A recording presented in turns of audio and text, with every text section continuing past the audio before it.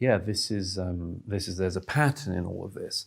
As I say in that chapter, you can see the intellectual underpinnings, and they come from this idea that it's a Marxist idea, but it's just transferred to the modern era, where instead of talking about society in class structures, you talk about it in minority interest group structures, and you lump people like this. What is the primary aim of this?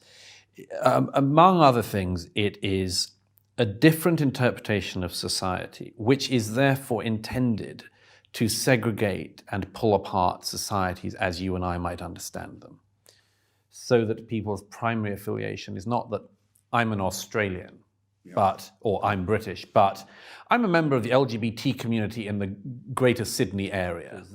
The people who make it repeatedly and desperately plain that they believe, for instance, that being a woman should be merely the first step in a wider mission to bring down capitalism. Now, I don't think most women are on board with that, and most women would be rather surprised to be utilized in this fashion. But that is very clearly and explicitly, and I quote the various scholars and writers who've been pushing this for years, this is explicitly the aim. And it's why, as I say, you can always predict exactly who is going to latch onto the latest claim. When, for instance, the big bearded man with male genitalia wins the women's weightlifting competition, you can predict with 100% accuracy who is going to say, yeah, what's the problem with that?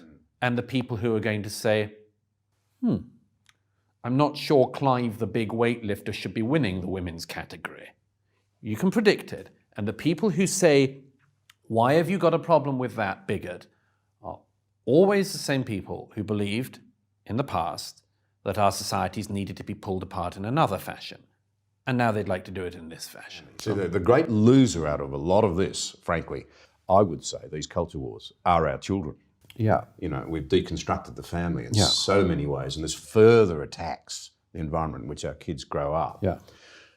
I've never quite understood how, though, the cultural Marxists managed to so capture academia in the West, and particularly, it seems to me, in the English-speaking countries. Academics can be, I think, fairly characterized as not among the bravest people in the world. That once they get tenure, they become very comfortable in a position. They are, this isn't always the case, but they are to a considerable extent, as long as they tick the right boxes and have the right views, an unusual beast in nature and they have no predator.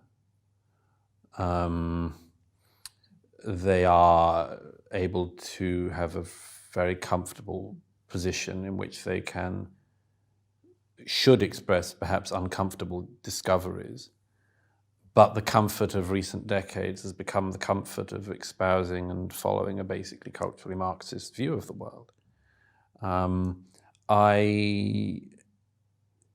The literature, the evidence of this is so overwhelming now, particularly from America. Let me put it another way, and this is one that will make me enormously unpopular with some remaining friends in academia, but it's also the case that to a great extent this isn't where the bright people have gone in recent years.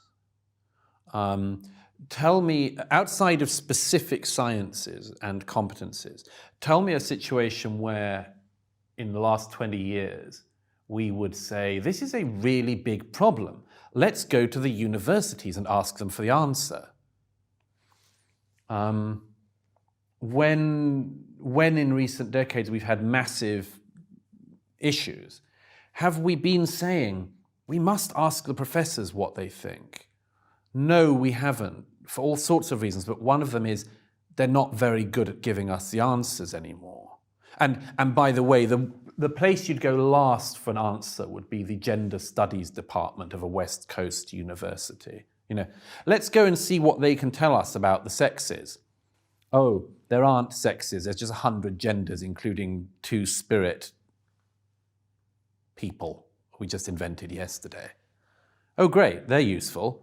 This is a useful department. Thank goodness kids are getting into massive debt being lied to by these people. They've lost, in large part, the competence they had. And I think that there's all sorts of reasons for that. As I say, among other things, a massive expansion of that sector beyond where it should have gone. Well, astonishing. And one of the reasons it matters now is that such a high proportion of young people in the West go through university. Yeah. And then they filter out into teaching our children, into the media, into all sorts of influential places. Now the boardrooms, they've become centres of great wokeness. Yes. In our country. Yes, of course they have. I mean, it used to be said the only small c conservatives you would find in university were generally in the economics departments. They would also always have Marxists in the economics departments. But you'd often find that was where some conservatives were, because the economics still needed conservative thought. That's not the case so much anymore. And it's certainly not the case in the humanities. And the evidence and what studies have been done show just the overwhelming preponderance of Marxists, self-identifying socialists and others. You know, I've often said in recent years, and the only place you can really find open, radical Marxists after the Cold War closes is in the university system, although now we also have it in our political system, so that's a development.